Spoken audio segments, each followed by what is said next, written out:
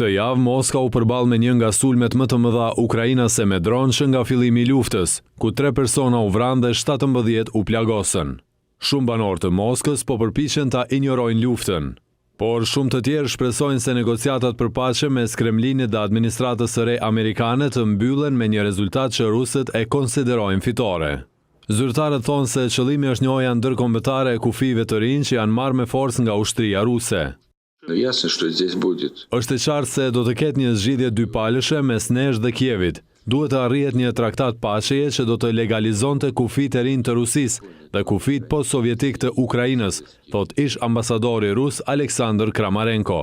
Shumë në Moskë po festojnë tashmë për skenarin e ri gjeopolitik para përfundimit të konfliktit. Kjo është një fitore e vërtet, mund të hapni shampanjen, ne nuk mund të humbasim. Rusia duhet të vazhdoj ofensiven sepse Shtetet e Bashkuara nuk kanë hequr dorë nga ambicjet e tyre. Po, ata kanë frikë nga ne, por kjo nuk do të thotë se ata kanë braktisur idenë e tyre për një perandori botërore, thot Yevgeni Fyodorov, antar i Dumës ruse.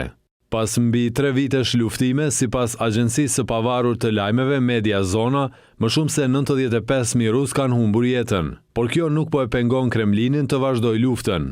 Në një takim me gratë dhe nënat e ushtarëve të vrarë, presidenti rus Vladimir Putin tha se nuk do të ketë lëshime. Nuk do ta bëjmë këtë. Ne duhet të zgjedhim vetë një verzion të botës që na përshtatet dhe që do të siguronte paqen për vendin tonë, për një perspektivë të gjatë historike, tha ai. Kritikët e Putinit mund të flasin vetëm nga mërgimi. Ata thonë se Kremlini mund të bëjë lëshime, por sipas tyre, heqja dorë nga ambicjet territoriale nuk është në tryezë.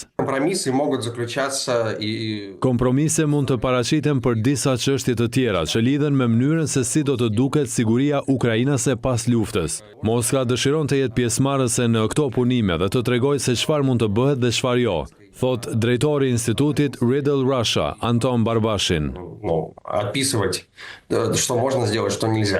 Zyrtarët rus po presin të takohen me zyrtarët amerikan pas bisedimeve midis ekipeve negociuese të Shteteve të Bashkuara dhe Ukrainës në Arabinë Saudite.